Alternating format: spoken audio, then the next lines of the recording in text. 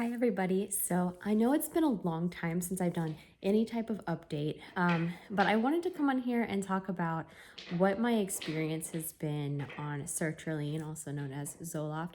Um, it's been a long time. It's been since 2022 when I started in January of that year. And it's now April of 2026. So that's exciting. Yeah, it's almost been 4 years. Um, I am on 100 milligrams now, and I am somebody who has always been super sensitive to medication, no matter what it is. So with this, I started really slow. I started at 12 and a half milligrams, and I gradually went up after side effects leveled off. That's when I would be looking like, okay, let me do a couple more days, and then let me go up to the next if I needed to, if that was what the plan was. And of course, that's something that you work out with your healthcare provider. I'm not providing any type of, um, medical advice here. This is just my experience. So I just wanted to kind of talk about, because I know I've had some questions, um, and I just wanted to kind of go over some things and let you know how I'm doing now, because I know that these, talks and questions after several years can really help, just kind of get you in that headspace to think, okay, well, maybe this is something I should try, or this is maybe something that's not for me. So my experience, when I started this was, yes, I would have side effects every single time that I went up and increased the dose. So I would say that my most frustrating side effect was the increased anxiety at first, the increased maybe panic attacks at first. But this is something that I also spoke with my doctor about, and we countered it with a different medication to use in conjunction with the Zoloft. And that was particularly helpful. So having somebody that you can speak to, a provider that you can trust, and say, hey, this is what's happening. What do you think would be the best course of action? Or is there something that would help me kind of counteract this, even just temporarily, while I'm going through this? Because the side effects for me were temporary. They were temporary. They only lasted for, I would say, a couple of weeks while you're really normalizing out to it, up to a month maybe. And every single time that I went up, maybe it was a little bit less. Um, but yeah, so I also would take medication to help counter it when I needed it. It didn't have to be something, it's not like Zoloft where you have to take it every single day consistently. It can be used as needed. So that made a big difference, especially for women when you have a certain time of the month where, everything might flare up for you, especially if you have premenstrual disorder. I found that particularly helpful to have something kind of on standby for maybe a few days here, a few days there, and then you're covered for your worst times of the month where, your body's just freaking out for no reason and you're just trying to cope and live your life. So yeah, that was the biggest helper for me, for the most frustrating side effect, which I felt like was the increased anxiety.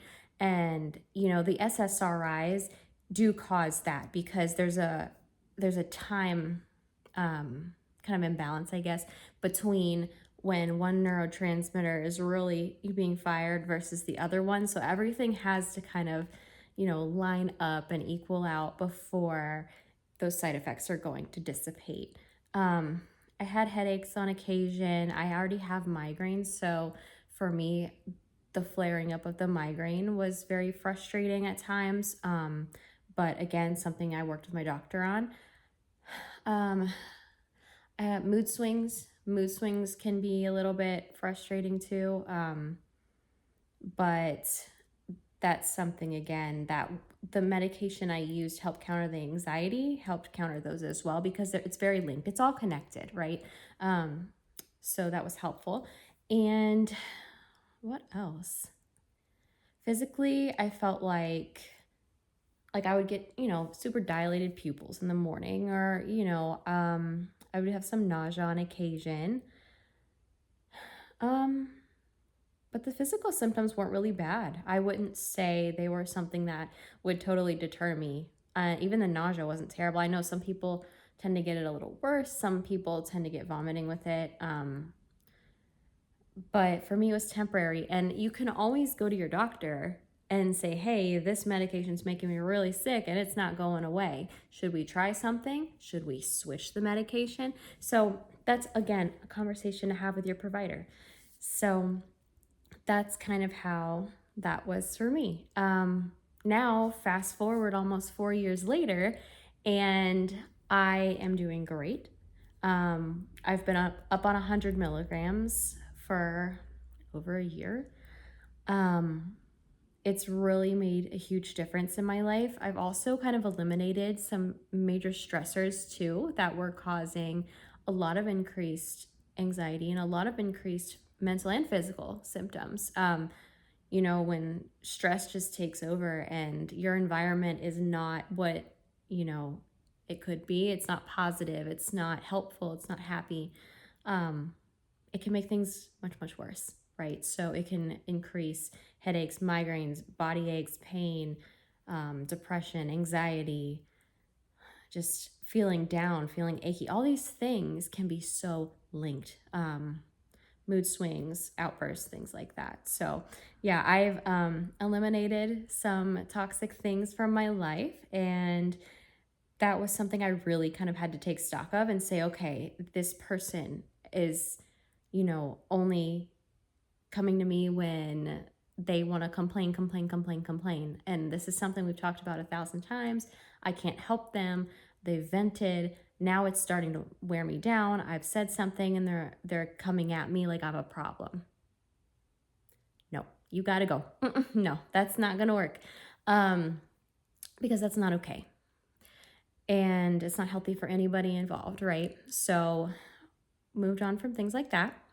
And then for me, I had the, I guess, luxury of taking my time and searching for a job that I really felt like was a more positive work environment, was more constructive and more aligned with my personal and professional goals, right? Because if you are in a position when you feel like you're not being supported, and I'm not saying you need to be babied or have your hand held or anything, that's not professional, right?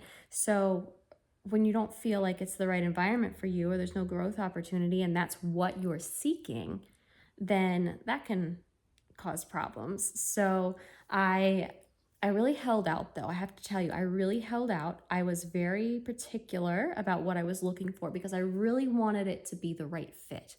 Um, and I entered an industry that, I was already a part of at one point, and then a position within the industry that combined my previous experience with where I wanted to be and where I wanted to go in the future.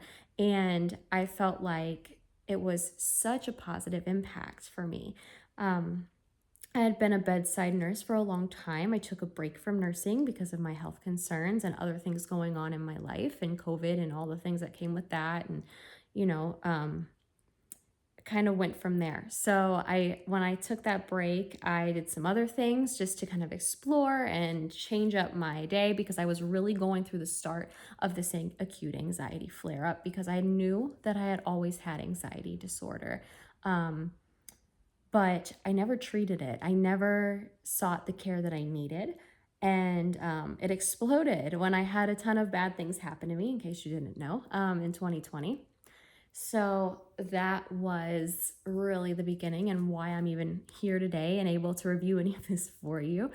Um, but yeah, I moved on to a position that took me some months. It wasn't overnight. It took me some months of looking and really saying, what do I need? What do I want in this job?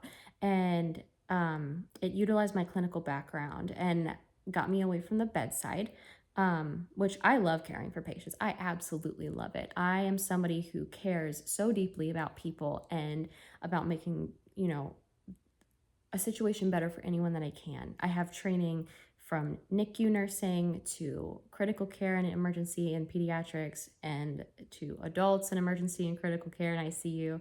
So I've done a lot, and I have to say it's really benefited me, and putting in all that time and work and everything. So yeah, but that's something that really wore on my brain, right? So seeing the things that I saw, experiencing what I did in such, harsh environments sometimes, it really weighed on me. And that was actually part of a pretty big part of my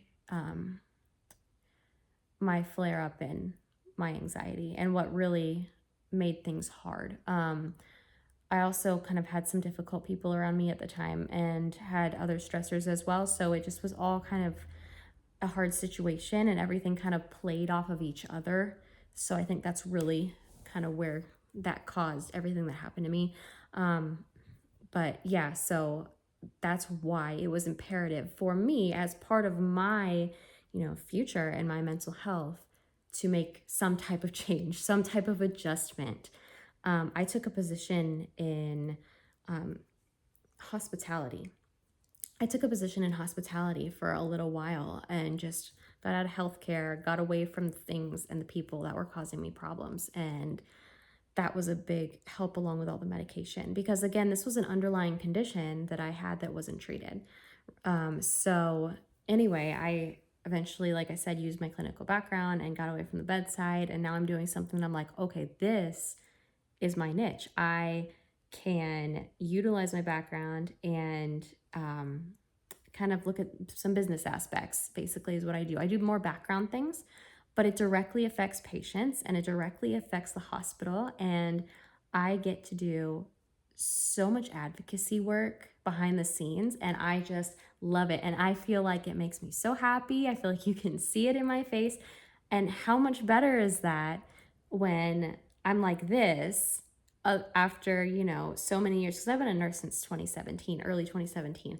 So after going through everything I've been through, working through the pandemic and all that stuff, now I'm like, let me take all this and everything I've acquired and use it in an even better way for me to make an impact, right? So it depends on who you are, what you want to accomplish, what your goals are, and how that all aligns. So I'm so happy. I'm just ecstatic that everything's worked the way that it has, and I get to review all this for you. So Zoloft has been a godsend for me.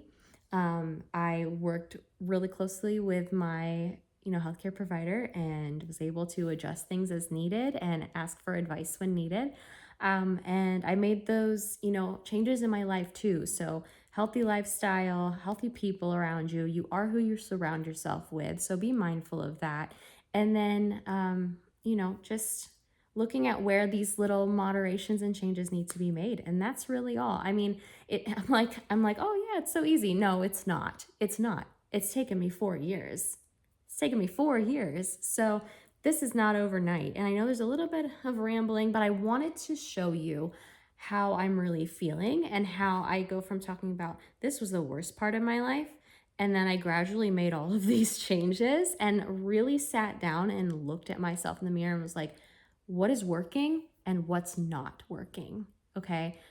Because life is short, and it's too short to not do what's best for you.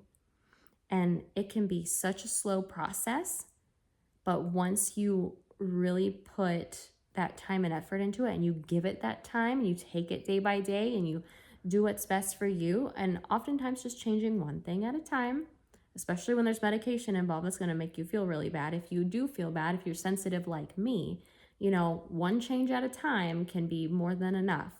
So yeah, I would, recommend to just kind of sit down with yourself and figure out where it is you need to go from here. And good luck.